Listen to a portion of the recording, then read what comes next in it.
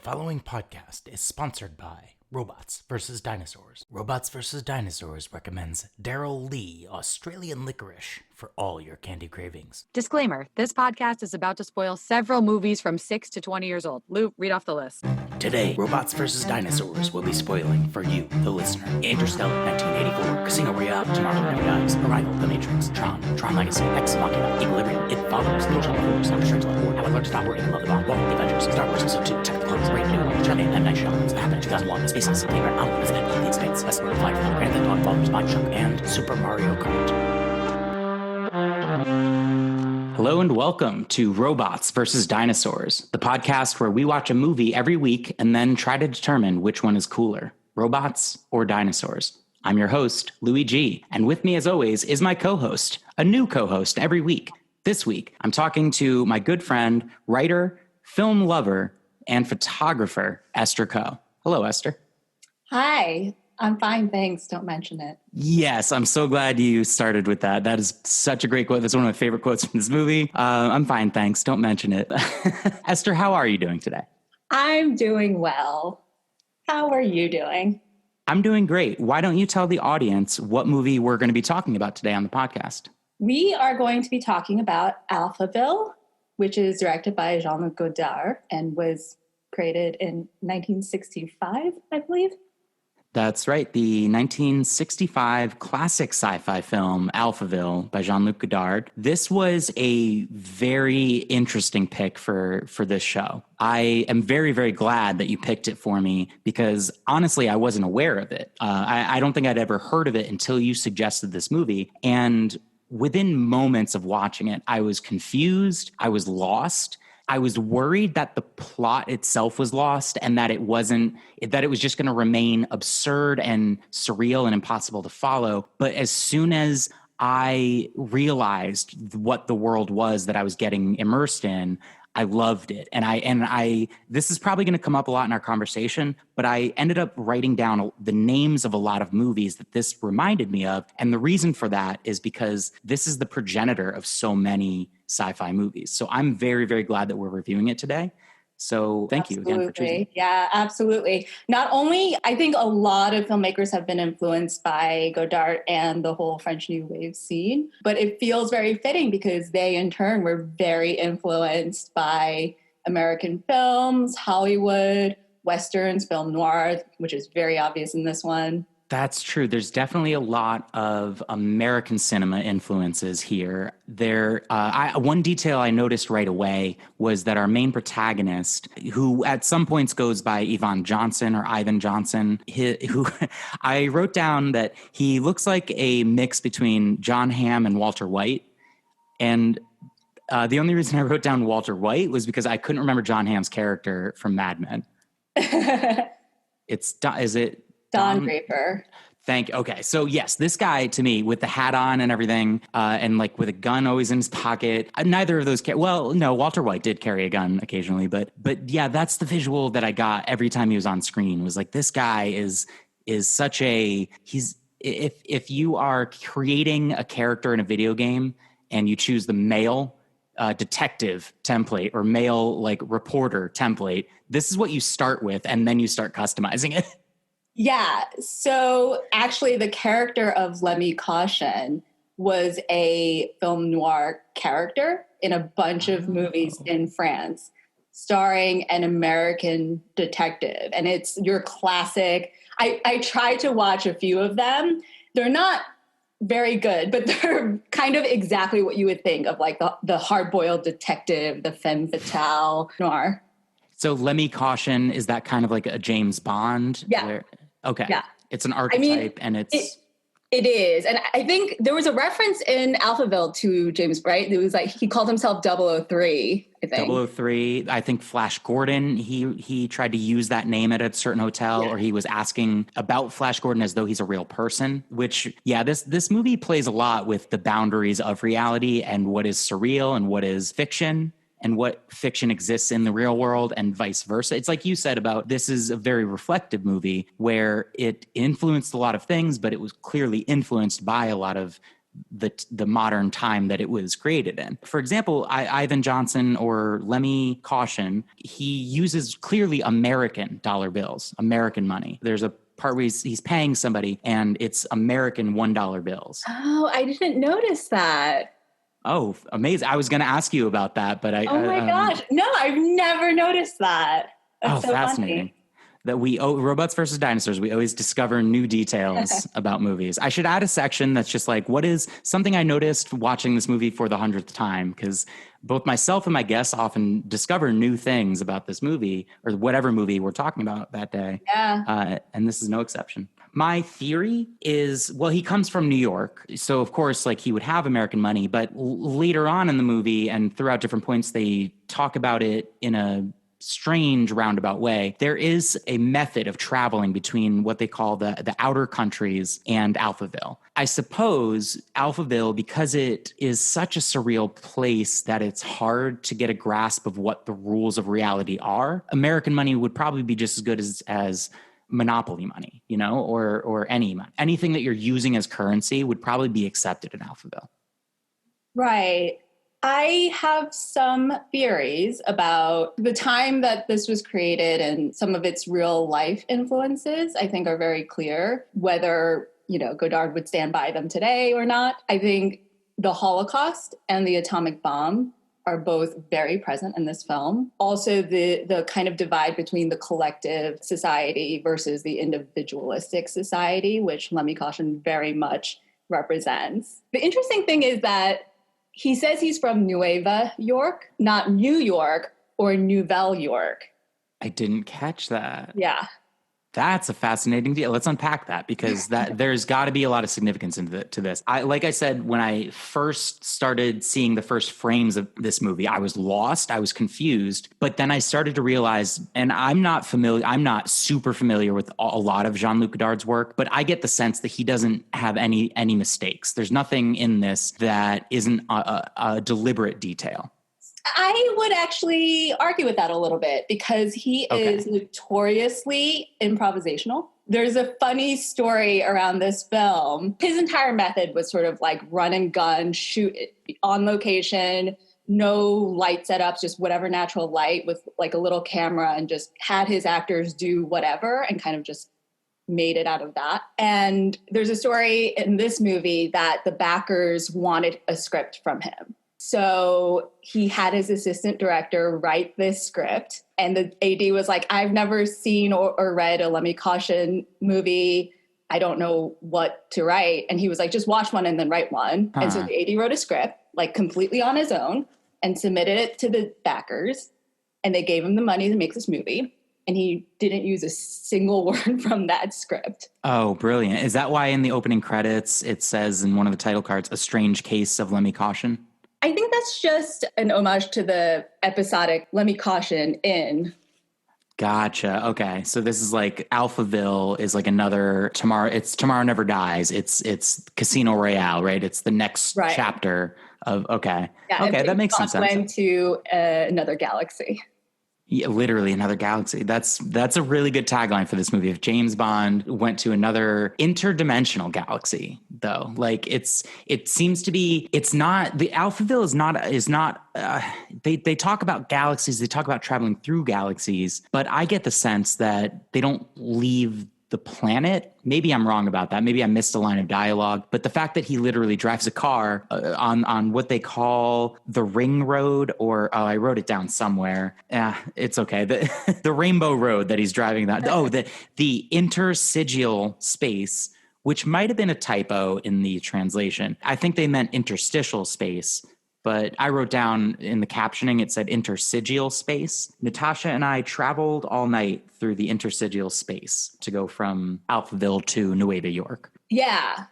Actually, I noticed that too this time. I read it as interside real. But I don't actually know the pronunciation of that word. And I looked it up because I also noticed this is a word I don't recognize. Mm-hmm. It actually means between or among constellations or stars. So interstellar is the word we would use. Oh, that makes perfect sense. Okay. That makes perfect sense. And that adds to the list of movies influenced by this movie, Interstellar. Absolutely. Oh, Nueva York. So you mentioned that it's not Nouvelle York, right? Because everybody in this movie mostly speaks French. There's Henry who says a few phrases and things in English, and occasionally we hear English phrases, but the common spoken language is French. So yes, that's a really good question. Why doesn't he refer to New York as Nouvelle York? I'm shrugging my shoulders right now. Okay. I mean, Okay. I'm sure we can both come up with theories, right? I think this movie definitely traffics in a lot of these weirding of real life things, like mentioning Flash Gordon as a real character. It could be one of those things where rather than referencing New York as a real place with a real association, by making that little change, you kind of get the reference to the real thing, but you're placed in a reality that is somehow different. Okay. I also had a take on it where it might have been like in Firefly, where everyone in Firefly sort of casually speaks a mix of English and Mandarin. And it's because like in this speculative future, America and China are the two major superpowers that exist. So everyone just sort of speaks this general patois. So I thought maybe this movie was speculating on like, this is what New York in the future, based on demographics, will be commonly referred to as Nueva York. When you're in another country and you're talking about it, you wouldn't say New York anymore in this version of Godard's future. Well, I don't know. Is this the future? Is Alphaville in the future? Or is it in the present 1965? So there was, again, while rewatching this, I noticed two references to time. One was, he says back in 64, I think, referring to the past. Doesn't say 1964, just says 64. And then there was another reference to Americans and Russians fighting a space war, I believe, 30 years ago. Huh. Okay.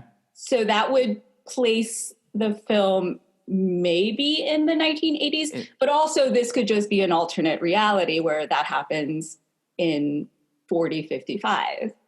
Yeah, I was going to say that if it's 30 years after what sounds like they're obliquely referring to the Cold War, if that ended in 1980, in the 1980s, then yeah, it would be like this movie takes place in like the early 2000s almost, or like now. Well, he wouldn't have known that the Cold War was going to end in the 1980s. No, that's true. That's true. But I was doing the math based on when it started. Sure, yeah. But I do think the movie deliberately disorients you on that detail and on other details. Well, so that's interesting that you're saying that Jean-Luc Godard is notorious for having mistakes in his movies or improvising. There, I guess what happened is he convinced me that there are no mistakes. I was so taken in by the world that he created and by the filmmaking, just the techniques of filmmaking that he used in this, that I started to appreciate it knocking me off balance, putting me on my back foot a lot. So I guess I assigned a lot of significance to certain things.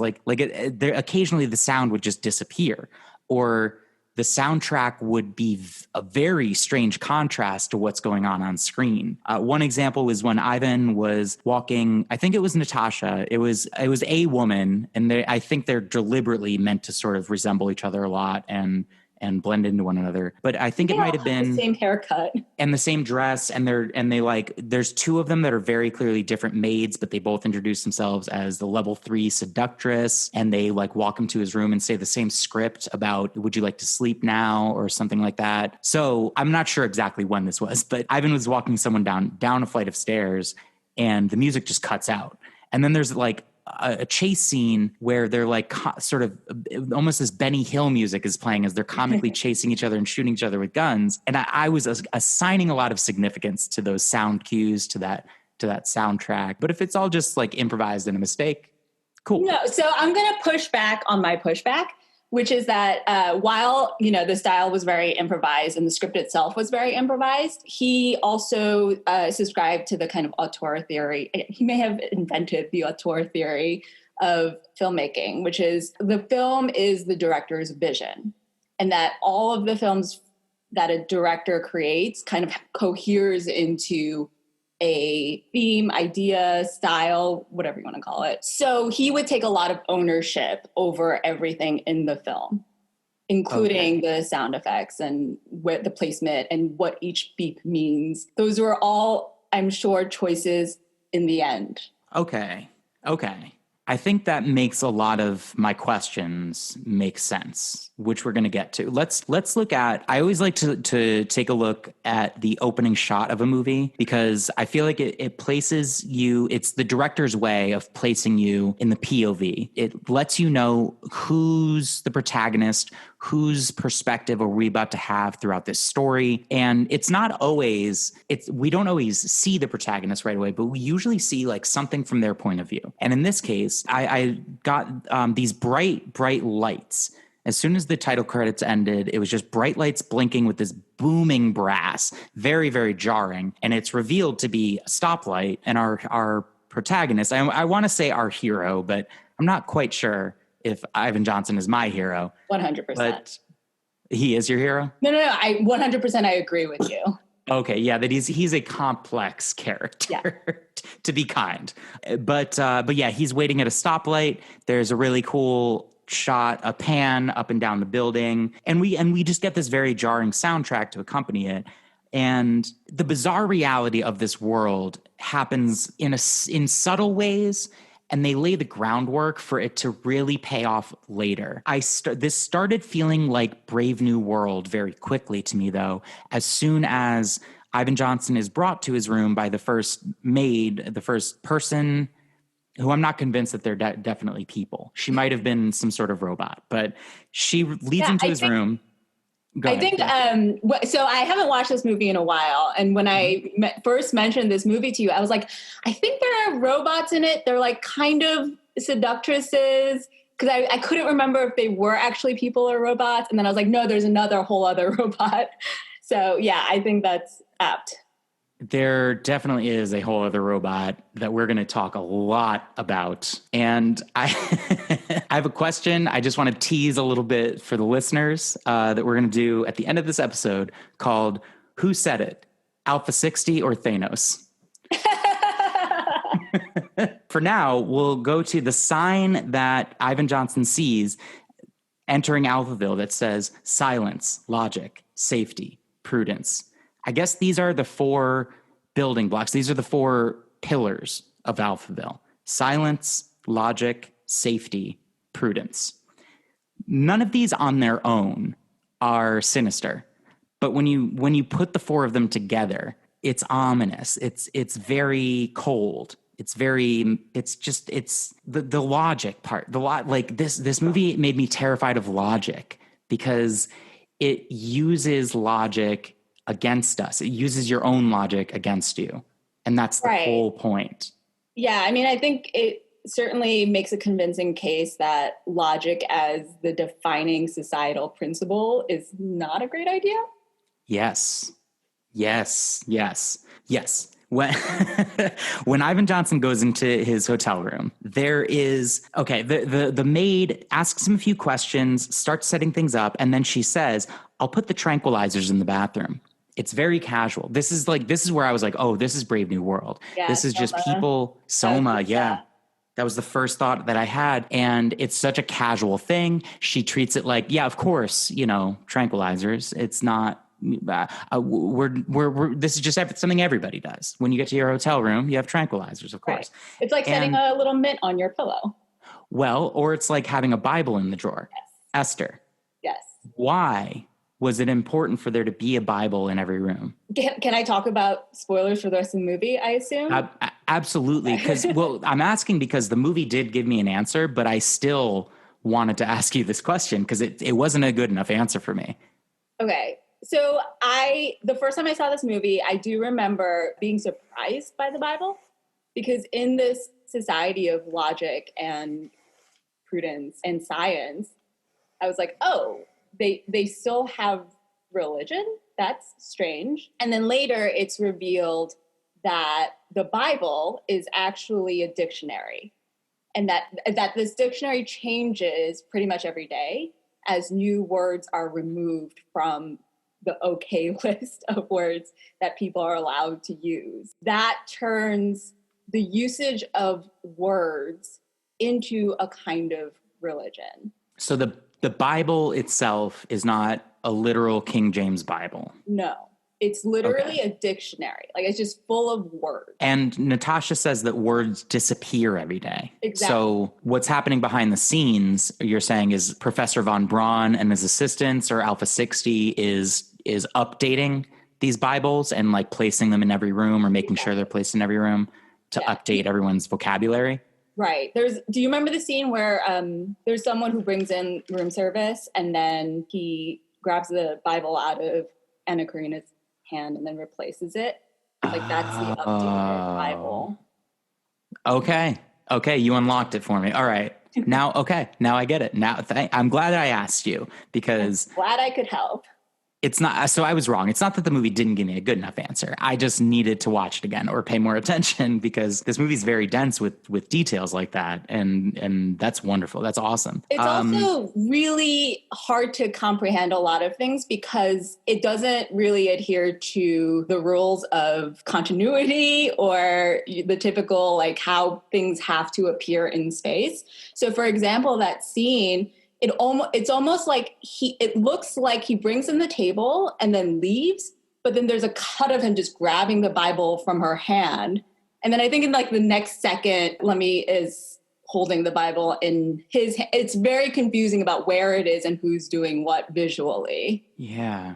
And I think that's definitely on purpose. It's meant to disorient you. It's meant to give you a sense that you can't really get 2 feet on solid ground in Alphaville. Like, you'll never get a sense of full spatial awareness or an understanding of everything that's around you, because they want it that way. They want it to be that way. I also wrote down when I was watching the opening of the movie that I was just impressed with some of the camera shots where they go inside of the glass elevators, or they're just tracking the elevator going up. Because in 1965, that must have been a challenge, right?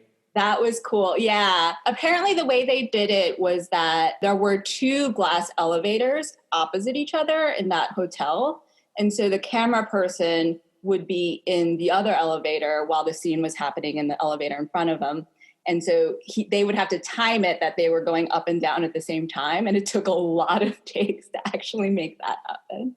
Wow. But it's effective. It's a noticeable shot. Yeah. It's worth the effort that they put into it, I think. We get one of our first Alpha 60 quotes early on in the movie. This is said, "Sometimes reality can be too complex to be conveyed by the spoken word.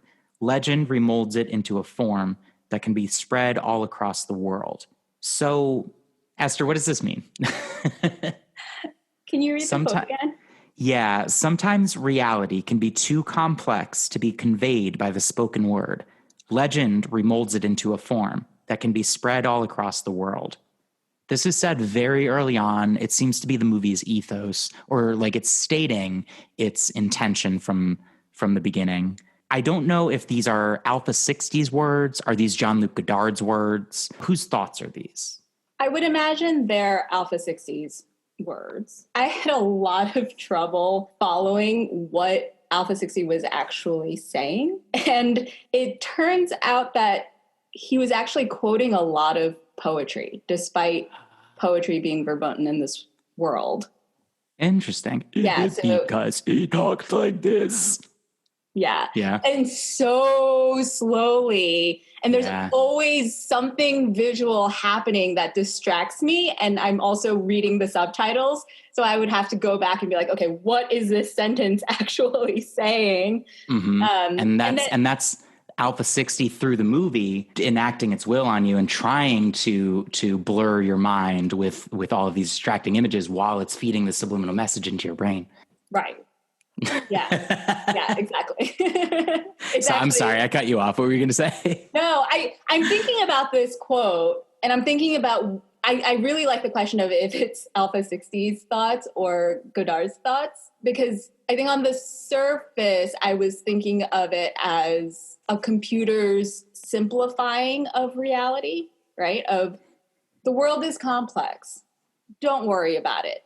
Logic is simple, but That's also kind of what the director does, right? Yeah, through logic, all things have a conclusion.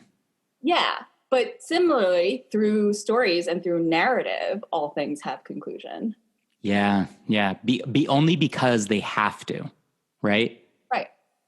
It's a contained form. And I think Alpha 60 sees the world as a contained form, sees humanity as a contained form, and Alpha 60 is not content to just let humanity run itself or run unregulated. And the only way that it sees to possibly contain it and make it logical is to end it, and specifically to have it end itself, Right. which is terrifying. Because that's the only natural conclusion to what they will do.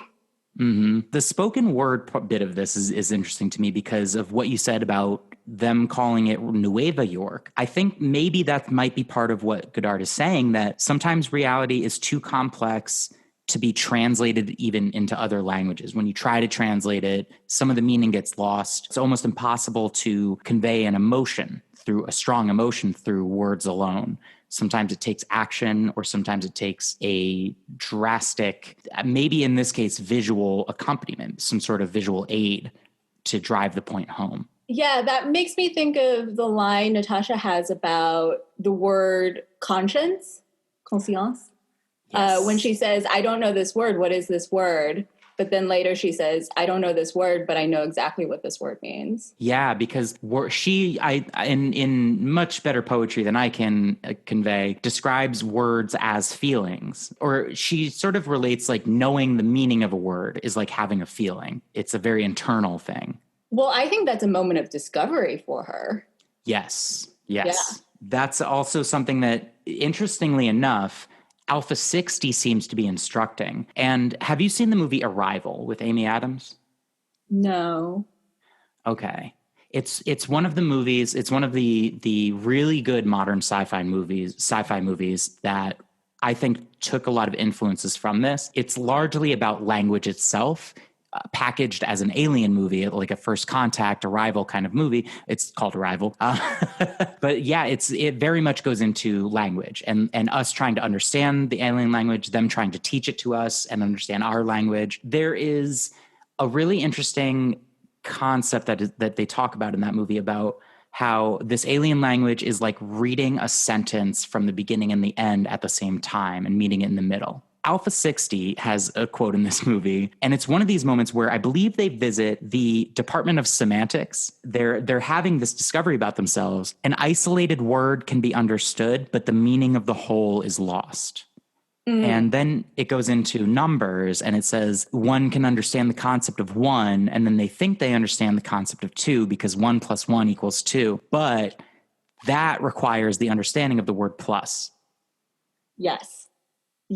That blew my mind. Yeah, I love that line. And correct me if I'm wrong, that was also the point at which visually it was drawings and lists of words that had if you look at them, I had to pause to see this, but each of the words were written in a way that graphically represented the meaning of the word. Yeah. Absence was one, and one of the letters was missing. And so each of those words had something like that, which, again, kind of directly contradicts what he's saying, right? Yes, it does. But it also supports the idea that reality is too complex to be conveyed by words alone. You have to have a deep understanding of mathematics itself. Math is something, when you consider math as a language, I think it's a fascinating way to look at trying to understand mathematical concepts. It's almost the language of the real world, of the natural world. Math is the way that naturally occurring shapes, angles, circles, spirals, things like that express themselves. And we just have created math as a sort of language to talk to each other about those things that we observe, right? Without numbers and concepts like plus, minus, division, exponents, just all of these concepts that we've created, we wouldn't have a way to express these ideas to each other. And so like physics wouldn't be a field of study, nor would biology, nor would anything. We wouldn't have any possible fields of science. We just couldn't study and share what we're studying. Yeah, I've heard the argument made, I don't remember where, that if the world was to end and restart, the languages that we speak as humans would all be different, but mathematics would be the same. That's a really good, concise way to put that. Yeah. Yeah, that makes a lot of sense. This movie definitely is, I don't think it's in support of cold, hard logic being the answer to everything. I think it's propping up that idea to show us how dangerous it is. I think that's what the movie is trying to teach us, with showing us what a world built on that principle that commits very stringently to that principle looks like. Would you agree or disagree with that? So I think that's a really interesting question. I think if you look at kind of the plot of the movie and the narrative, that is the story, right? It's talking exactly about how a society defined by logic and by a computer is horrifying in a lot of ways and needs to be taken down. But at the same time, I got this sense of ambivalence where it's let me caution doesn't really represent a better alternative. Right. So, I mean, it's not like he's driven by emotion, but that very significant last line of the movie when Natasha finally says, I love you, it kind of reminds me of the ending of The Graduate, where I'm like, am I supposed to feel like that's like a victory? Because I'm glad you said that, because I was more worried about Natasha with that ending than I was happy for either of them. Yeah. And if you think about it, he says he loves her based on what exactly? Like, what does love mean in that case? It seems to be because she doesn't stress him out and doesn't like disagree with him in any way and doesn't try to shoot him or give him tranquilizers or get in a bath with him when secret agents are trying to kill him. I think those are the things that he distinguishes from other women in this movie that makes him fall in love with her. Yeah. She also, she also is played by Anna Karina, who you just look at her and you're like, yeah, of course he falls in love with her. Yeah, I want to say for the record, I don't think he truly does love her. I don't think that he's good for her. I don't think that it's a good. I don't think it's going to be a good relationship for either of them, really. But right. Oof. So what is that saying about, if we're thinking about the criticism of a society defined by logic, then what is this alternative that is being presented to us as the quote unquote hero of the film? I'm not sure, because it's the ending of, and I'm going to announce spoilers for this at the beginning of the episode, but it's the ending of Tron Legacy. It's also the ending of Ex Machina. If you haven't seen Ex Machina, I'm not going to spoil it for you. I haven't seen either. Okay.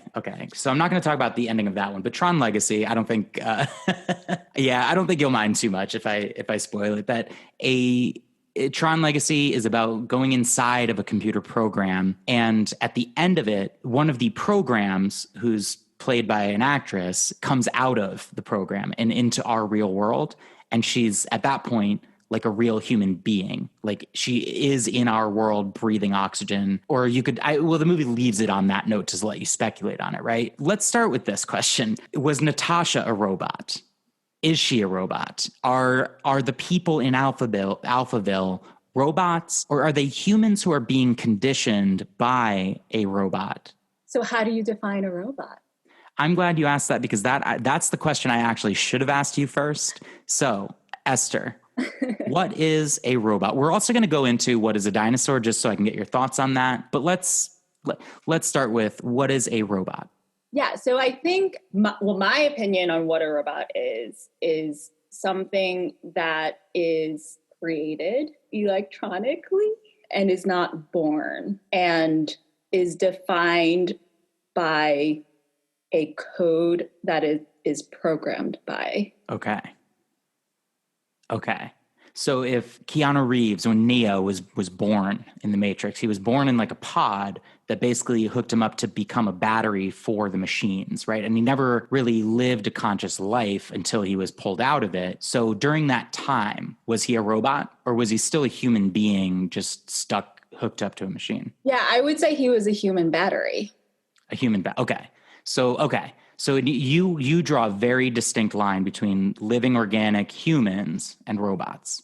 Right. Okay. I think this movie does too. And I was asking if the people that we see in Alphaville are robots, because I kind of suspected at certain points in the movie that they were androids. And to me, what an android is a robot that's meant to imitate a human in every single way, but is not a living human, was not born, was built. I do think that the people in Alphaville were born, and that they had a natural life up to a certain point, and then they became brainwashed. That's what I took away from the movie.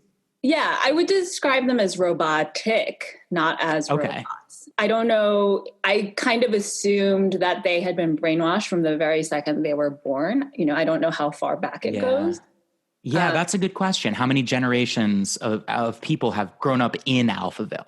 Right. I mean, I guess Von Braun was the architect of Alpha 60, and Natasha recalls being born in Nueva York. So presumably it's only a generation, but it's hard to imagine that they would be so efficient in one generation. Yes, that's a good point. It could also be that we're seeing just the early stages of this experiment as it's like in the early stages of becoming rampant, of getting out of control. It seems like there was definitely a plan, and a lot of people seemed to willingly buy into this utopia. I got the sense that Alphaville was sort of sold as a dream to people, that it would be this perfect place where you can go and you don't have to worry about anything because the computer is going to worry about everything. Is that just like me in creating a backstory in the movie, or is there like something in there that supports that? Or did you get a different idea of how Alphaville was created? Esther, how would you say Alphaville came to be as a town, as a city?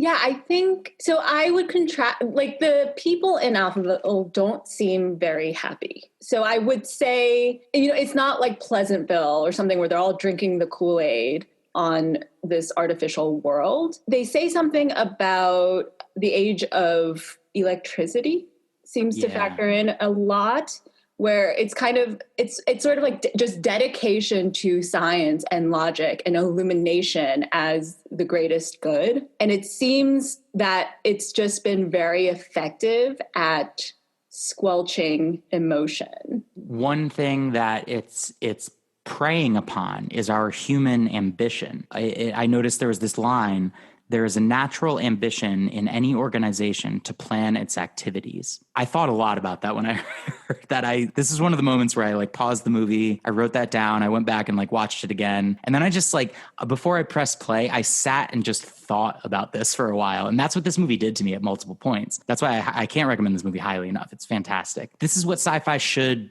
do. It should make you think. It should make you a little bit existential. It should make you look at the real world that you exist in and think about how it would look to an outside eye, how our world would look to an alien, and what things would be completely bizarre and weird to them. Or a robot looking at our world and thinking that it doesn't agree with the logic of how we've put our world together, right? Yeah. And this is such an effective movie at that kind of defamiliarization, because it doesn't rely on sci-fi, everything looks so cool, and look at all the CGI, right. It's so futuristic. It is set in present day using only real sets and real props, but they're used in a way that is slightly off kilter. So it makes you look at the real world in a new way. Yeah, there's some cool technology in this movie. Occasionally they'll pick up a ceramic cup or some sort of weird little orb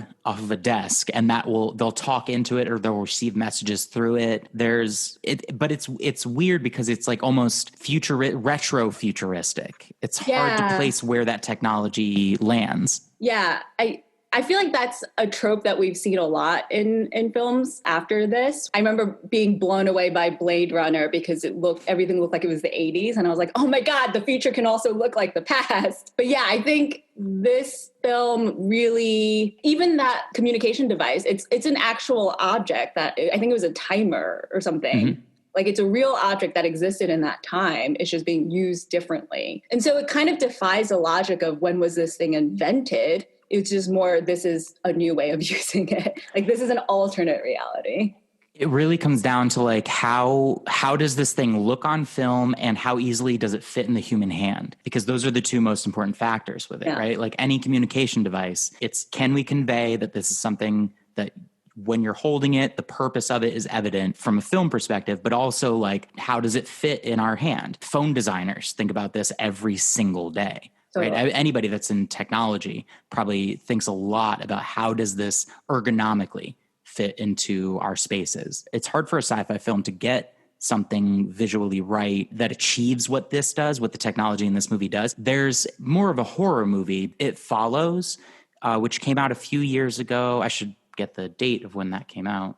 So It Follows came out in 2014, but when you're watching it, the filmmaker deliberately had a mixture of different types of cars, different types of architecture. And there's one piece of technology that stands out in it where one of the characters has this, what looks like a seashell. If you had like a makeup compact that was shaped like a seashell, when she opens it, it has a screen. And at one point she's like reading a book off of it. And we don't know if it's a phone or some sort of handheld technological device. It could be futuristic. It could be from the past. And this is just a horror movie, but it has this little like sci-fi element to deliberately make it impossible for you to place this in a specific time period. So that way it's always scary. It's not like, oh, this was scary in 2014. The way that if you watch Halloween or some that's a bad example, but like some horror movies from the 70s or 80s where you're like, yeah, this would be scary back then, but it wouldn't really be that scary if you had a cell phone or if you had, you know, any modern technology. If you had an alarm system in your house, it wouldn't be that scary. The technology in this movie is amazing. Alpha 60 itself is really interesting in that what I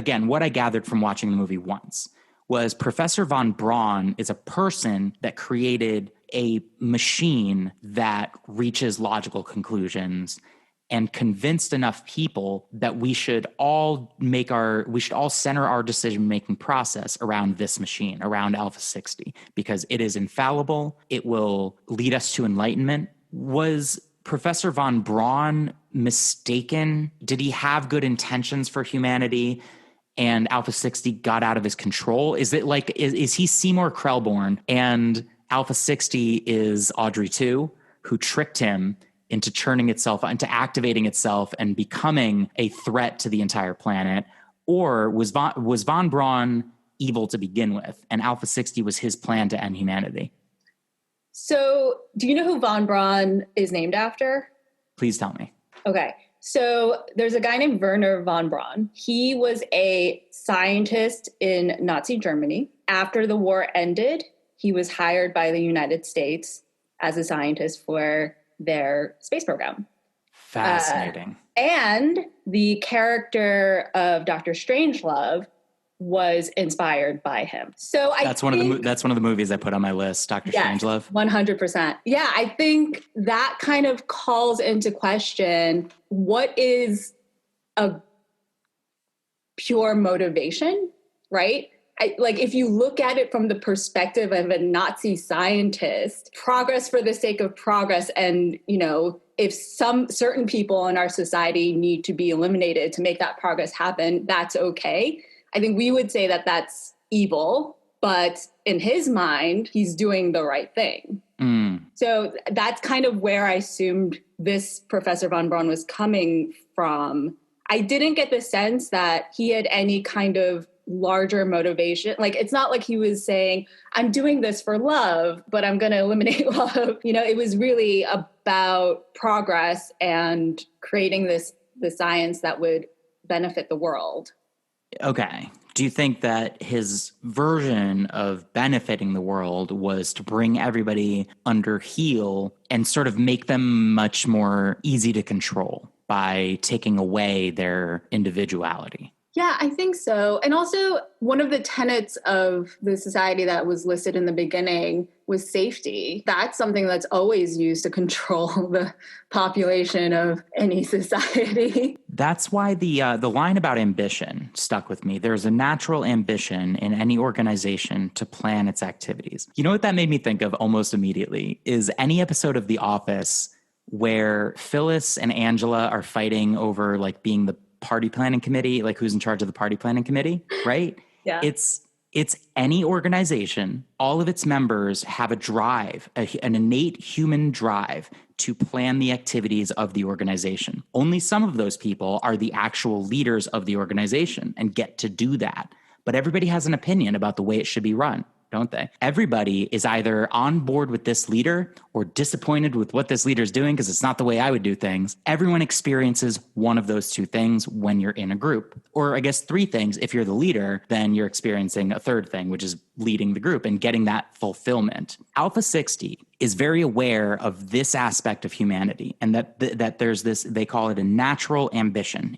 And so I think it's one of the things that it uses in its program to tap into what is our logic? What are the things that we think about every day that drive us to want to continue existing? What are the things that drive us towards effort, towards trying anything, building structures, inventing technologies? What is inside of human beings that makes us do that? Alpha 60 realized part of that is ambition. And the fact that it took consciousness away from us is interesting. The fact that it took the word why away from us, right, I think speaks to its very calculated equation where it figured out how to control us. And the only way to control us is what the computers in the Matrix figured out, which is to give us the illusion that we're still in control. So I had I think, pretty contradictory interpretation of that quote, but I think there's room for both interpretations because this movie does that. I do too, and I definitely want to hear your interpretation then. Yeah, I think what I thought of it as, I thought of the organization as a colony of ants, right? Mm. Meaning every organization needs, what's it called? Every organization wants to plan, meaning having some larger plan. And so each individual actually feels the most comfortable adhering to a plan, something that is planned for them. And so by taking away why and taking away emotion and taking away questioning, you're left with, okay, I'm just going to follow orders. And that's where people are actually the most comfortable. Did this remind you of WALL-E at all? Yeah, it's like the dark side of WALL-E. Well, WALL-E is the dark side of WALL-E, but it has a happy ending. But the beginning of WALL-E, and when we find out what humanity looks like out in space on this cruise ship, it's bleak. To me, in my opinion, it is bleak. It's a very cynical but honest prediction of what the world is going to look like. I think WALL-E is extremely poignant, and I think Pixar saw Alphaville before making WALL-E. Yeah, I love WALL-E, but I think in that movie the premise is that people are willing to let go of being involved in their world because entertainment takes away their free will. Whereas this, there is, everybody's on tranquilizers, but it's or alcohol or unregulated hedonism. It's let's keep you sedated. We'll keep all of your desires satiated. So you're just in a sedated state constantly. And when you have these moments of sobriety, it's just enough to get you back into it's like addiction. They're really just feeding the addiction. Yeah. It makes me definitely think about some of the arguments about Nazis in Germany, where it's like, okay, they were just following orders. They became automatons. How did people get to that point? And ultimately people like following orders. Yes, they do. Loki has a lot to say about that in the first Avengers movie. It talks about the illusion of choice. And let me find that quote because it's like really on the nose with what this movie is saying too. Loki, kneel before me. I said, kneel. Is this not simpler? Is this not your natural state? It's the unspoken truth of humanity that you crave subjugation. The bright lure of freedom diminishes your life's joy in a mad scramble for power, for identity. You were made to be ruled. In the end, you will always kneel. And then an old German man stands up and says, not to men like you. And he says, there are no men like me. And then the German guy has the best comeback ever when he says, there are always men like you.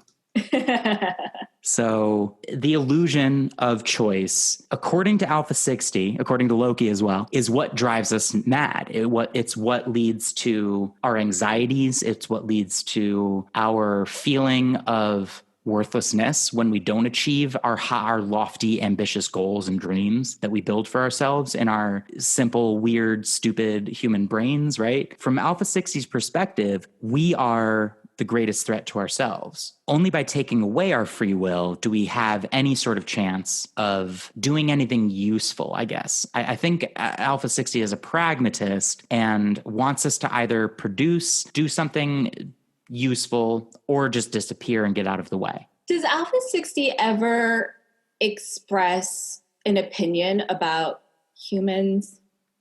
Yes. Like humans in general, or? Like how he feels about humans? Yes. Okay, yes, do you have a quote for that? Because you look I have like a couple. Okay. I have a couple. Yeah. So one that I didn't understand the full meaning of at first until Alpha 60 revealed its intentions. And it's the line, I think Natasha also says it. There's a lot of these lines in there, one character says, and then it's like sort of a thing like, I'm fine, thanks, don't mention it. And it's just like a colloquialism. No one lives in the past. No one will be alive in the future. What's your interpretation of that line? It's the present, right? Every moment is the present. We don't worry about the past. We don't worry about the future. It's actually kind of Zen, but twisted on its head. Yeah, because no one in the past is living in the past. They are all not in the past anymore, right, or currently dead. Well, and also no one lives in the past. If you don't think about the past, and if you don't plan or worry about the future, and you're really just in the present moment, you are kind of disoriented. You can't really have a lot of emotions about things. Right. But I think this computer program would argue you shouldn't worry about the future. You shouldn't think about the past. You have a task to do right now. You have some computation that needs to be carried out. Do that. Then you'll have another one, or you won't. Who knows? Don't worry about that, because the other part of this, no one will be alive in the future. Worded exactly the way it's worded, no one will be alive in the future. It's prophetic. It's a threat. It's the computer saying, we're going to kill you all anyway, or you're all going to die out in your organic, weak, useless bodies before machines do. So no one will be alive in the future. Stop worrying about it. Yeah. Right? Yeah, it's funny. That's why I'm questioning whether he really cares about humans, because it's not like the evil robot that's trying to take down humans. It seems more like pure logic again, right? This is the natural conclusion of what has to happen. So the natural conclusion that I think Alpha 60 makes is in this quote that we see towards the end of the movie when Ivan is escaping. A simple instruction is usually not enough to bring about the execution of a task by Alpha 60. Do not believe it is I that initiates this destruction, nor the scientists who have embraced my plan. Ordinary men are not worthy of the position they hold in the world. When we analyze their past, we are automatically led to this conclusion. Therefore, they should be destroyed. That is, they should be transformed. Mm-hmm. Elsewhere in the movie, it's stated that computers created problems beyond the grasp of the human mind. And that's sort of how Alphaville came into being. A computer or an algorithm convinced us of these problems that didn't really exist, that were such big problems, or what they convinced us was that these were such big problems that we can't even comprehend them, but we trust this computer to solve them for us. Right. These made up problems in the first place. Well, it's like politics. Made up problems, but also just computationally impossible to comprehend problems, right? In our world today, think about nobody knows how their phone works. We just use it. Yes. Yeah, we have more savvy users than builders, right? More savvy end users than programmers, for example. And actually, so programmer, that's an interesting term in general, especially in this world where we see people like Professor Von Braun and his assistants, and we see some of those assistants in different forms. For example, when they execute people. Esther, what is the method of execution in Alphaville? Oh my God, is it horrifying? So they take these people, well, there's two actually. We see one and then we hear one described. Yeah. So the first one is they take them out into a pool and then someone shoots him. He falls into the pool and then a group of lovely synchronized divers, swimmers jump into the pool, converge on him, and just stab him violently. Yeah. Death by synchronized swimmers. And it's the most beautiful looking thing. It is. And then there's a whole execution squad just standing on the sidelines watching. It's like a show that no one really gets any pleasure out of. It's just a thing that happens. Yes. No one was like applauding. No one was cheering. It was almost like they didn't even want to be watching it. Like it was a public execution that everyone's embarrassed to be there. Nobody is getting pleasure out of this, though. It's not like the hanging in the town square. We got this criminal and we're all going to like delight in them dying. It was more of like the Shirley Jackson, the lottery kind of thing where it's just like, oh, this is how it is. Yeah. Yeah. It was almost like they were like checking in for their weekly meeting. That they were like, this is pointless. But I guess we need to have these meetings. It's important. Yeah. But like, I'm bored. Yeah. I regret that I didn't really write down like what the accused were shouting in their final moments. I'm sure that it was extremely important, but I ran out of space on the page. Did any of it stand out to you? Yeah. I think I don't remember the exact quote, but I think the gist of it was something like, you can never stop us, or like, we'll always, or something like that. I don't know if I'm making that up. Something like that. You mentioned that there's this paranoia, and a lot of this is from 1965, right? When was the Cuban Missile Crisis? It was 1960 or 50s, 62. Okay. So, I mean, definitely Alpha 60 is preying on a lot of our fear, our paranoia. This is where a lot of the references to Dr. Strangelove or parallels or similarities to Dr. Strangelove come in. There's a conversation when there's this doctor that, to me, on first glance, I wrote down Adam Driver is now interviewing Walter White. It was just this like very Dr. Scientist looking guy. And he introduces these other two scientists, Professor Jekyll and they talk about Jekyll and Heckle. Thank you. Yes. Professor Jekyll and Professor Heckle. And hilarious. They had apparently predicted that other countries might eventually invade. So we're planning to invade them as a preemptive measure to prevent that from happening. Yeah. Yeah. Again, creating problems beyond the grasp of the human mind so that we can solve those problems that we created. So it's interesting that they take away the word why. At some point, Ivan asks Henry, who's this person that he seems to recognize, and they seem to have some sort of history. Henry is going mad. Henry is definitely in a manic state. And at one point, Ivan asks him a question about why he's doing something. And Henry says, what does why mean? That's another one of these lines in this movie that just stopped me in my tracks. And I was like, oh man, what does a world without the word why look like? First of all, what does being a parent in that world look like? Seems like you have a lot less stress. Yeah, I mean, if you think about it, not to get too political, but I feel like a lot of the issues we have currently is that we live in a world where people are way more likely to say because than to ask why. Yeah. Did Natasha's moment of clarity when she first says why, did that stand out to you for any reason? Yeah, I couldn't remember if that was actually her first time saying it. I presume it was. But the fact that it just kind of slipped out without, like, she seemed genuinely couldn't remember that she had just said it 20 seconds ago. I rewound it and I wrote down, and she might have said it before this point, but I wrote down that she said, why are you being unkind to me? And I think Ivan was probably like teasing her about something, but that's where she first said it. And then moments later was obsessed with the fact that Ivan wouldn't tell her when she said it. Again, Ivan's kind of terrible, very much gaslights her, but she's like asking him, when did I say it? He pointed out that she said the word why, basically to hold it against her.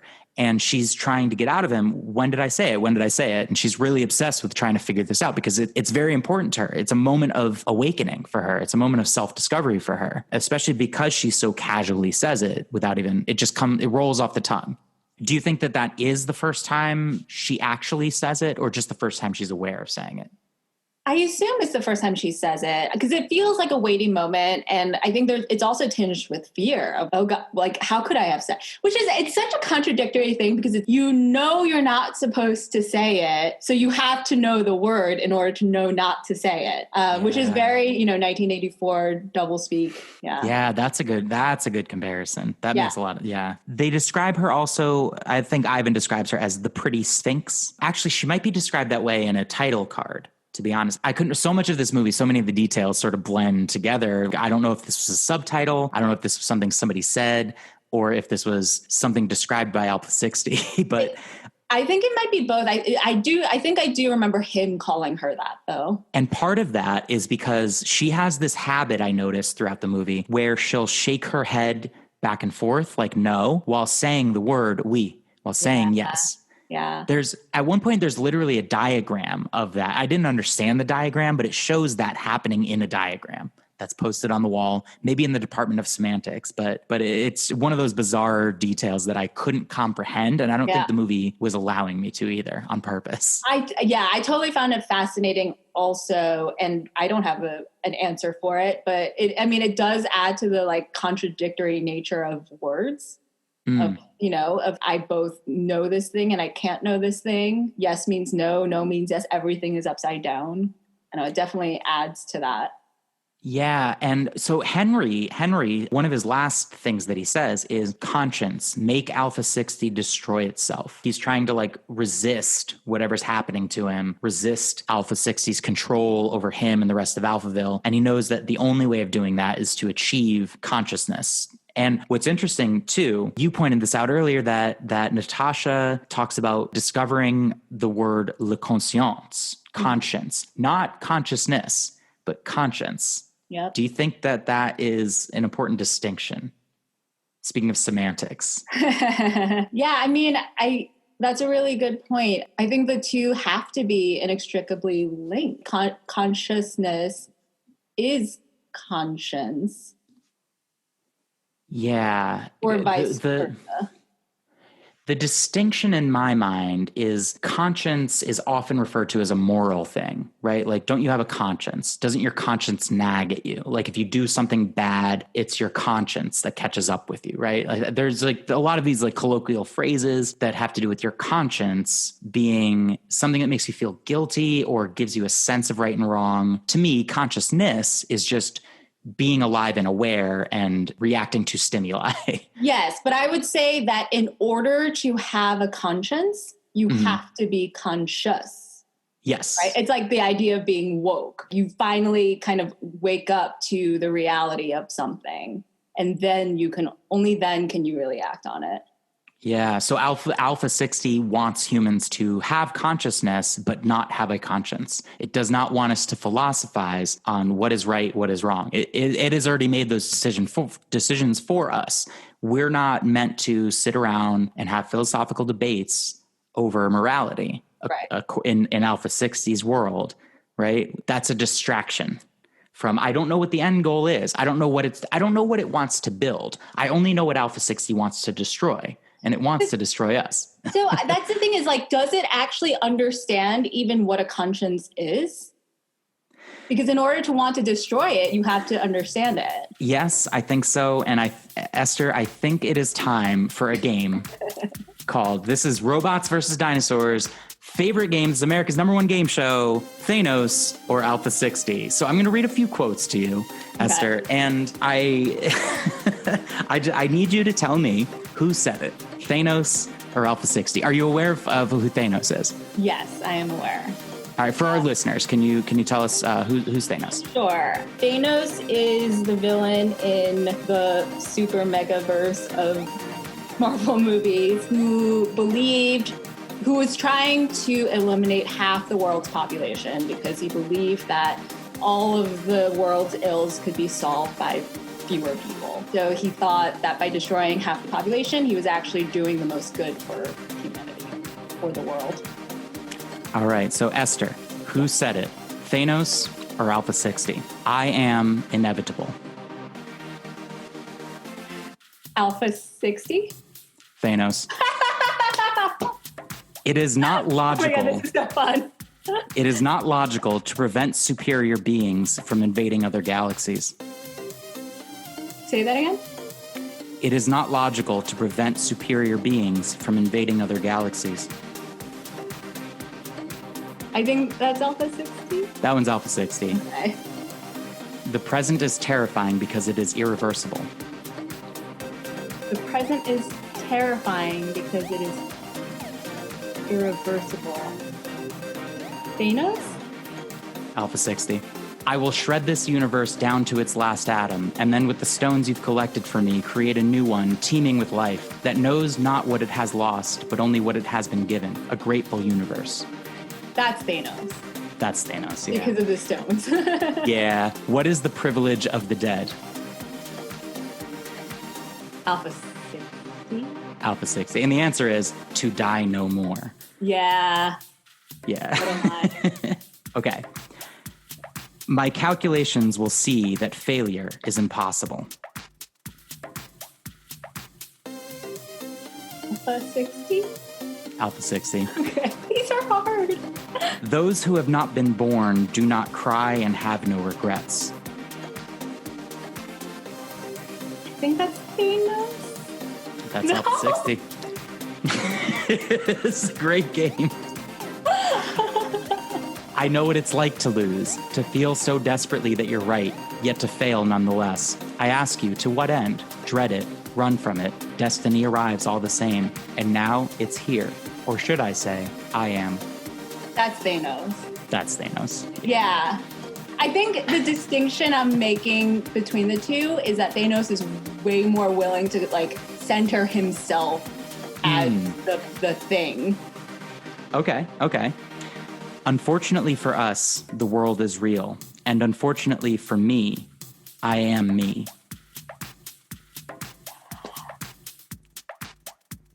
See, that sounds like a Thanos quote, but I think I remember it from Alpha 60. It's Alpha 60. Oh my God. Do you accept our proposition? Answer silently, yes or no. Alpha 60? Alpha 60. I have two more. Just two more. Too many mouths. Drum roll or something. Yeah. Too many mouths, not enough to go around. And when we faced extinction, I offered a solution. That's Thanos. That's Thanos. And then finally, fun isn't something one considers when balancing the universe. Thanos. So, well, Esther, thank you for playing Thanos or Alpha 60. Judges, why don't you tell her what she's won? Ding, ding, ding, ding, ding. Esther, you have won. You've won one of the Infinity Stones of your choice. Which one do you want? The Reality Stone, obviously. How come? Because then I can control reality. Is it because reality is too complex to be conveyed by the spoken word, so it can only be conveyed using the Reality Stone? Yes. That is the answer. Nice. Okay, Esther, just so we get this question out of the way, there are no dinosaurs that appear in this movie, but I want to know just what your definition, just like your definition of a robot, I want to know what is your definition of a dinosaur? Is this what I think is the best scientific answer or just what I conceptualize as a dinosaur in my head? Yeah, the second one. Another way I like to ask this question is when you close your eyes and picture a dinosaur, or when somebody offhand says something about dinosaur and you have a mental image, where does that mental image come from? Is it a cartoon dinosaur? Is it something like a sketch that you've seen in a textbook or a fossil that you've seen in a museum? What's your, what comes to mind? It's an amalgamation of the long necks in Land Before Time, the T-Rex in Jurassic Park, and it's the T-Rex in the Natural Museum History, the Museum of Natural History. Mm-hmm.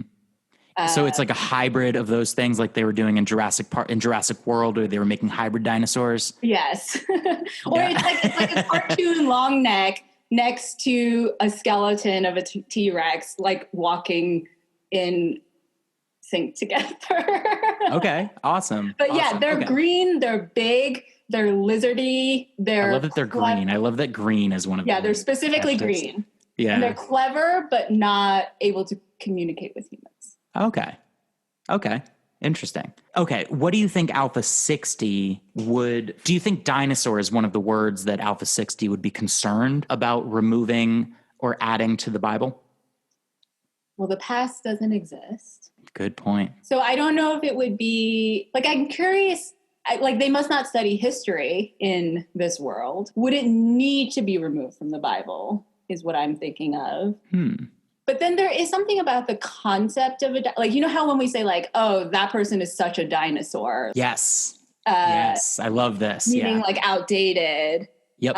That's like a car is often referred to. Yeah. A car, like an old car. Yeah. Or even a computer. Like that's, so when I think of technology and the progress of technology, it's often like, oh yeah, the last thing went extinct. Yep. It's extinct and obsolete are almost interchangeable, the way that we use them in language. So, Louis, can I ask you a question? Of course. Are robots and dinosaurs just the same thing on opposite ends of the spectrum? Yes. I'm glad you asked me this question because this is one of the things that when I started this podcast, I kind of just knew that I was onto something by comparing robots and dinosaurs, by exploring sci-fi movies where the filmmaker was obsessed with one or both of those things. One of the things I'm discovering is that our fascination, or at least my fascination with robots and dinosaurs, and I think some of my listeners feel this way. I think a lot, I hope so, because if so, you found the right podcast. Thinking about either of those concepts places you in your present. There's a quote, there's something that paleontologist and friend of the show, Eliza Peterson, told me, that we are closer in the timeline to the Tyrannosaurus Rex than the Tyrannosaurus Rex is to the Triceratops or like some other dinosaur that lived so many millions of years far away from it. Either way, however many years ago it was, dinosaurs are this thing that doesn't look like anything that exists on our planet currently. It's too big for us to exist next to it. It's too dangerous. It's too alpha. It's too much of a dominant species for us to also coexist with it. Mm-hmm. We seem to feel the same way about robots, that they are going to take over for us or take control from us. Either way, they're going to, the way that we inherited the planet from dinosaurs, robots are going to inherit the planet from us. So we are right in the middle of robots and dinosaurs. Yeah. And we're unique in the sense that we live in a time period where paleontology is a very, very young field of science. We only know about these colossal things that lived on our planet so long ago because we live in a technologically advanced enough age that we can dig them up, we can analyze them, and we can come to conclusions about what they are, what they looked like, how they lived. We also live in a point in the timeline, which this is just a miracle that we live in this point, where we can also speculate on what robots, what futuristic things will look like. And currently, we're catching up to a lot of the sci-fi of my youth that speculated on like what robots, what technology would look like. Some of it is reality right now, and it just blows my mind. I'm going to play contrarian a little bit because that's how I do. Please do. Because you said it's a miracle that we live in this time. And I feel like it's actually, I think both dinosaurs and robots represent this very human obsession with the past and the future, and specifically with our non-existence, right? Just I feel like the fascination with dinosaurs is these giant creatures dominated this planet we call home. We weren't there for it. We can never know what happened. What is that? And then robots, so often they're either the great hope or the great threat of, well, we're going to die someday. There are these things that outlive us. What is that world? And I think the reason that science is interested in dinosaurs is because we're obsessed with the past. And that's the reason science is obsessed with robots is because we're obsessed with progressing into the future. Yes. Yeah, it's an obsession in both directions. I agree with that totally. It puts things in perspective in the sense that looking in either direction kind of gives you a sense of like how small our blip in the timeline of the whole entire universe actually is, right? Like our existence as cultured humans with art, music, fields of science, things that we've developed, it's such a small amount of time compared to the enormity of everything that has come before and the enormity of what we're predicting time will look like or reality will look like when we're no longer a part of reality. And in either way, science fiction always seems to be obsessed with the dread of either extinction or obliteration or obsolescence. Is obsolescence a word? Becoming obsolete. Obsolescence.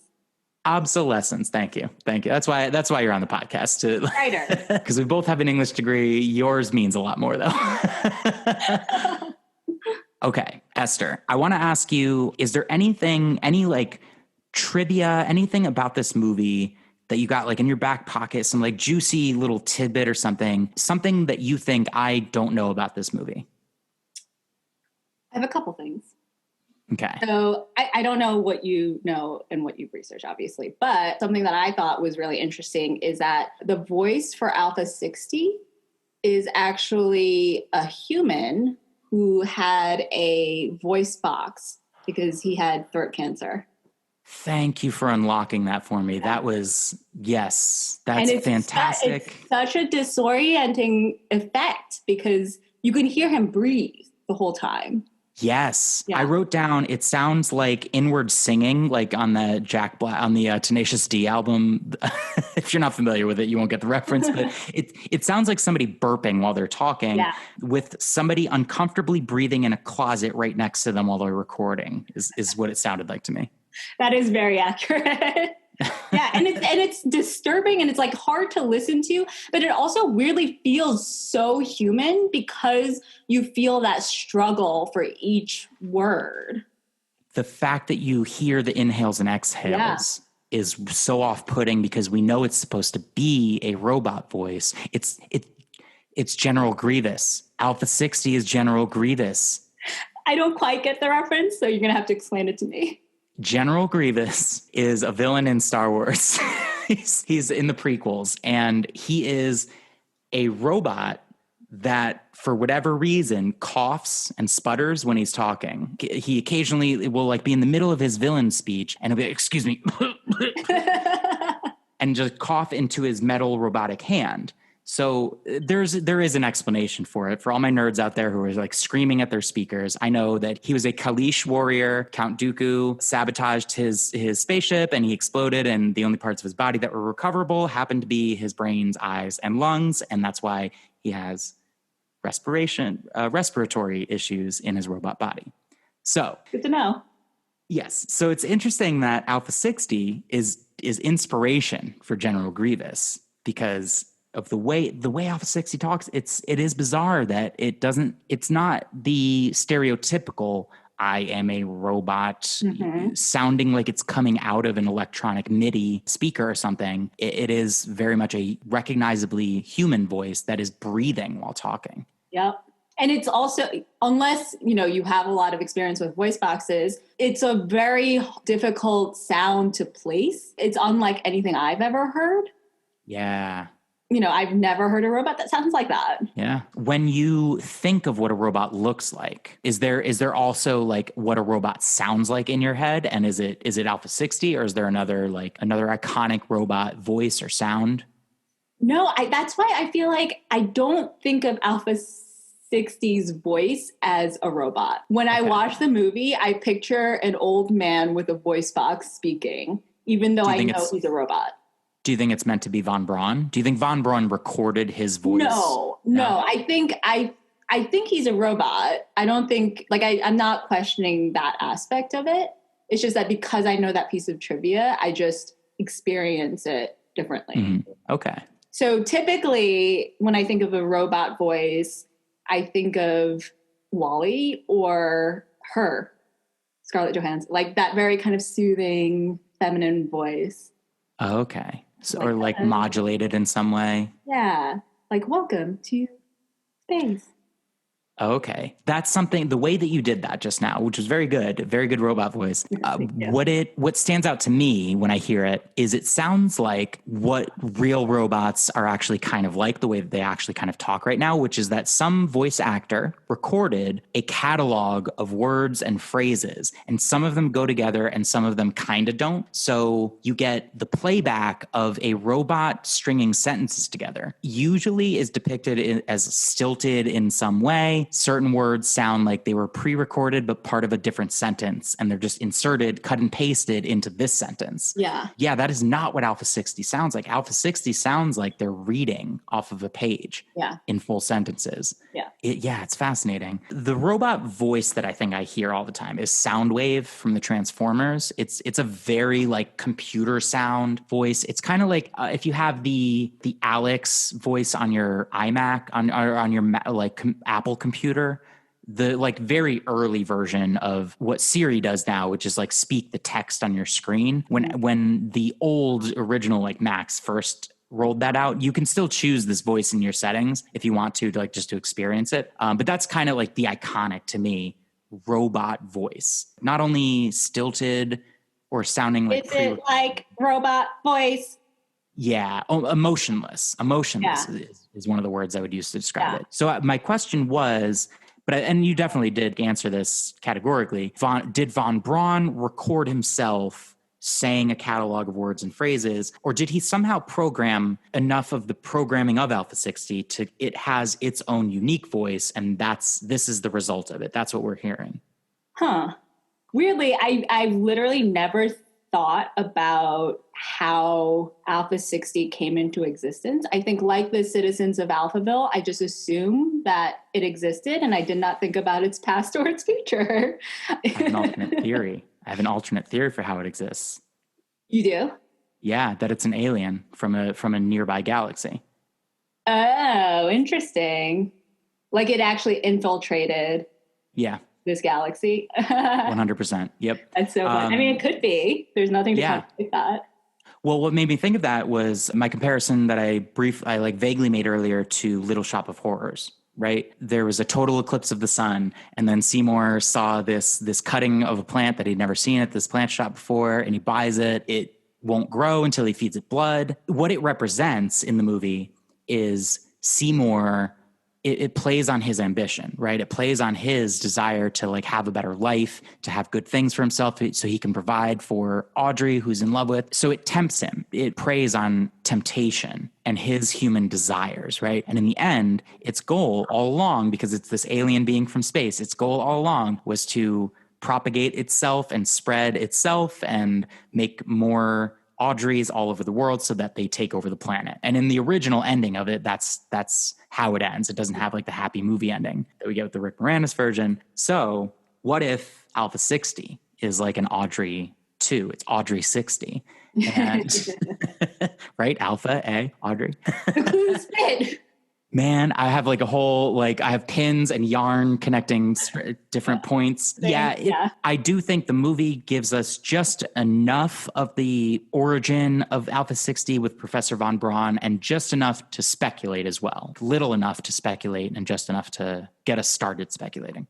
Yeah, I think I assumed it was created by a team of scientists. I didn't think about where its voice came from, though if you suggested to me that it was recorded, my instinctual reaction would be that that's not possible. How is that possible? Because it's so, I don't know, it's so human in its quality. I almost thought of it as just a sentient robot and didn't question it. Interesting. But this is a movie with a lot of interpretations. Yeah. You said you had a couple other things that you know that I don't. I think I mentioned most of them. There is a reference to Humphrey Bogart that I love because Godard uses in his first movie, Breathless, where he does the thing where with his thumb, he slides it across his lip, which is a thing Humphrey Bogart did a lot. Interesting. There is a point where the John Hamm, Walter White, Ivan, he just becomes this action movie quip one-liner James Bond action star. There's a point where he gets driven somewhere by who at this point is one of the people in Alphaville. It's just like a mindless drone. And he says, wait here. And then as he's getting out of the car, he shoots the guy twice and says, now I know you'll keep your word. Yeah. And then there's a part where he's getting into a scuffle with a dude, and he goes, ever notice journalist starts with J, like justice? I love that line, but what does that mean? That's something Judge Dredd would say that. Sylvester Stallone would say that before punching a dude in the face. And so that comes from... I mean, it's definitely a reference to his other... It's a continuation of that character, right? Like this pulpy detective character with like quippy lines. What did you say the name of it was? Lemmy Caution. His real name is a character that appeared in multiple films, and that's exactly the type of character he is. Yep. I wrote down, this is a list of the movies that I was like, as I was watching this movie, that I wrote down that clearly were influenced. I had something else to say about Bogart. There was a moment when he's reading The Big Sleep by Raymond Chandler, and the film version starred Bogart and Bacall. Just a little...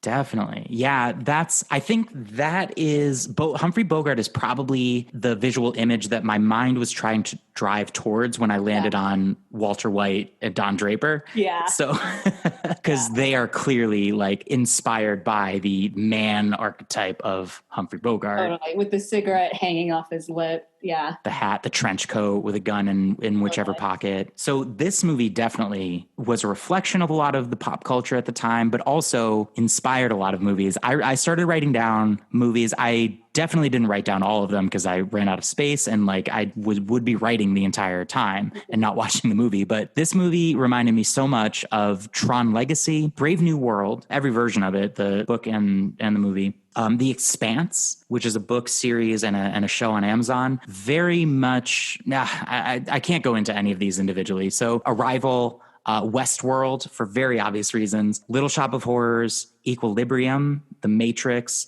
Doctor Strangelove, The Terminator, and then also the video game Fallout, and also another video game, Grand Theft Auto. There's a couple of shots in this movie where they have this bird's eye view cam of cars chasing each other, and it looks straight out of the early Grand Theft Auto games. Oh.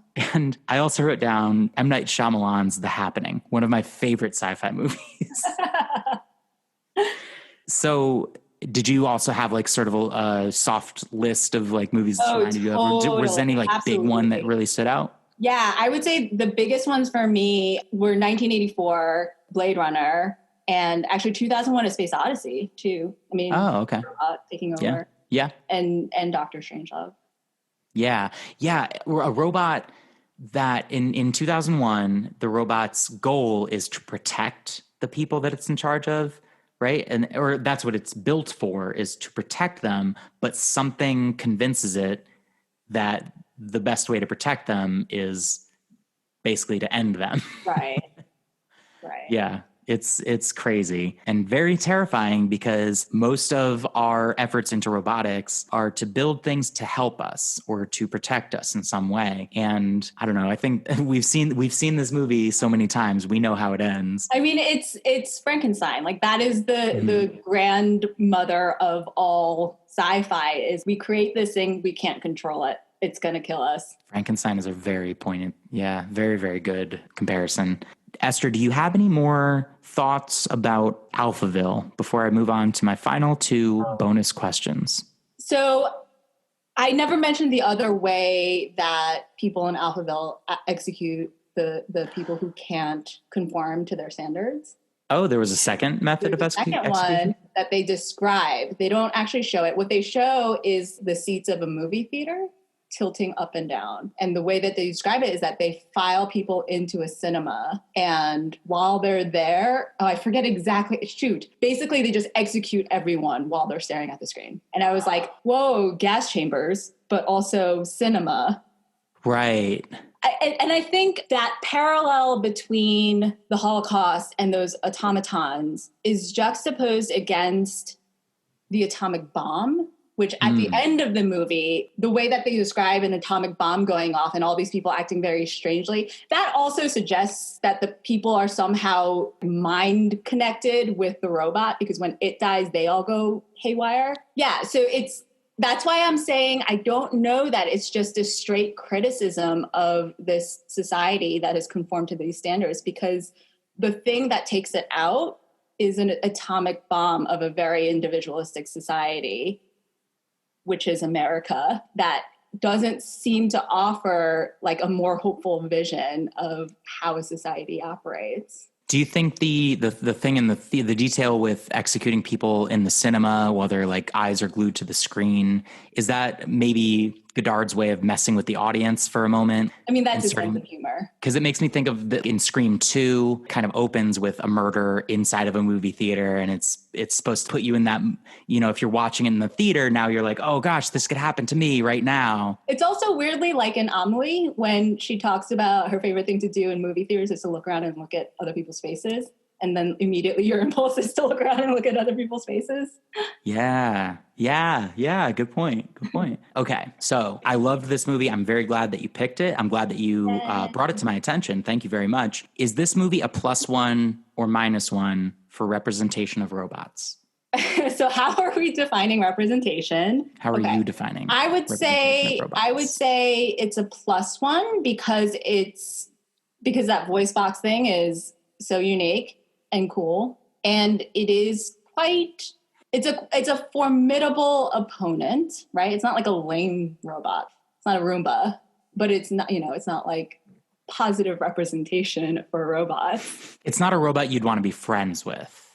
No, it's not like the robot biopic where he's the hero of the story and you're like, oh man, robots are so amazing. Mm-hmm. But you respect it. It sounds like you respect the robot. I do. It makes a lot of good points, actually.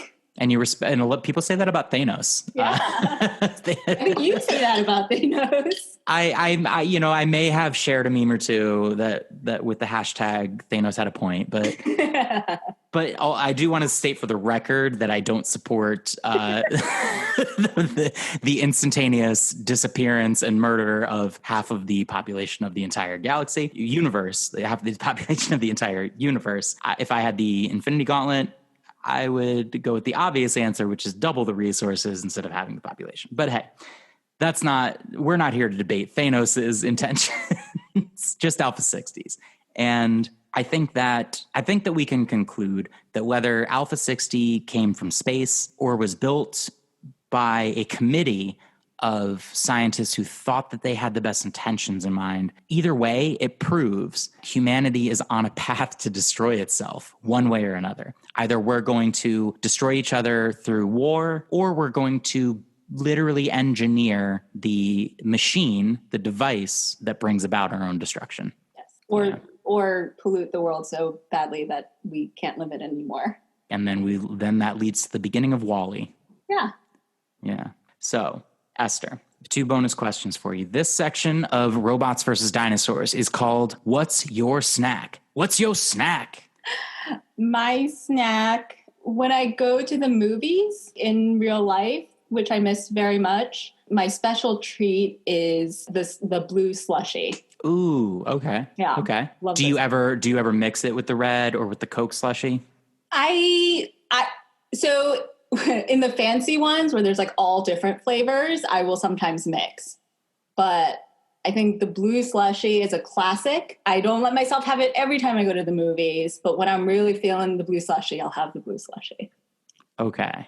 Let me ask my question about mixing it this way, because I think this since we're talking a lot about free will.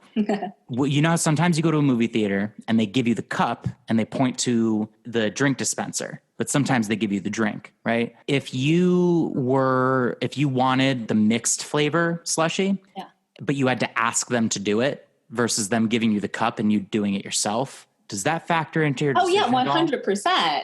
I mean, that's what I was saying about like the fancy machines where you can control and you get like how much of each and everything, you know, then I do it. If I have to ask them to do it, it's never going to happen. Yep. I think that's interesting because I'm the same way. And I shouldn't be embarrassed to ask someone to do it. I'm already asking them to pour the icy into the cup. But it just feels like one more thing. And also if they don't do it right, then you're going to blame them, which I don't want to feel like that about a random person who's just doing something you ask them to do. Yeah, it does make me feel like I'm that person at Starbucks who like my now I have this complicated order and like I'm making this person who's probably underpaid, you know, for as hard as they work. I'm making them do more, and like I do kind of feel bad about that. So I don't ask. But if I'm given the opportunity to do it myself, usually I mix the Coke with the cherry slushie. Ooh. That's your movie theater snack. When you're at home, do you still have an impulse to snack? Do you pop popcorn for yourself when you're going to watch a movie at home? Sometimes I'll make popcorn, or I like to eat fruit when I'm watching movies a lot. Grapes or watermelon or blackberries are my go-tos. That's interesting because that used to be a snack that was sold in movie theaters, fresh fruit. Really? And yeah, the reason that popcorn is the enduring popular movie snack is because everything else was popcorn is just kind of like the perfect storm of how well preserved it can be. The time between when you pop it and serve it to somebody is, well, yeah, that's not really like one of the strongest points of it because it gets stale. It gets stale after too long, but it does have like enough of a shelf life that you can sit with it for 2 hours, and like even when it's not hot anymore, it's there, and you don't have to worry about cleaning it up as much afterwards as like if you ate a peach in a movie theater. Now you have to deal with the middle of the peach, right? Or if you eat an orange, now you have to deal with the orange rinds and everything else. I would love to go to a movie theater where they served fruit, though. That sounds so delicious. Yeah, well, they definitely used to serve it in like live theater, and that's why people would throw tomatoes at performances they didn't like. So I can imagine a movie theater manager not wanting to clean fruit rinds and juice and jam out of the carpets. Esther, my final bonus question. If we were to replace any two characters in Alphaville with Whoopi Goldberg and Danny DeVito, which two characters would you replace, and would that improve the movie in any way? First of all, I love this question so much. And because I'm a fan of this show, I've been obsessing over this question. Yes. I would say it would make the movie very different. I would cast Whoopi Goldberg as Lemmy Caution. I feel like she has enough gravitas to pull it off. Oh, yeah. And like, it kind of parallel, because Lemmy Caution was this sort of fluffy pulp noir character. And then in this movie, he's this hardened, wizened, rough looking, like he's seen some shit. And Whoopi's been battling it out with Meghan McCain on The View for so long that now she's this hardened detective. I can see that for her. Oh, yeah, she would pull off that trench coat and top hat look real good. And that first moment when he walks into the hotel and someone tries to take his suitcase and he just smacks him away. Come on, Whoopi. I can see that. Yep. Where are we putting DeVito? DeVito, I would cast as Natasha Von Braun. I would put the wig on him with the blunt bangs and the lob. Can you imagine that like star shot when she walks into frame and like the soft focus and then just smokes the cigarette? And also at the end when she's like bouncing off the walls, DeVito could play the hell out of that. Oh my gosh. I feel like I've seen him do that exact performance as you described in episodes of It's Always Sunny in Philadelphia.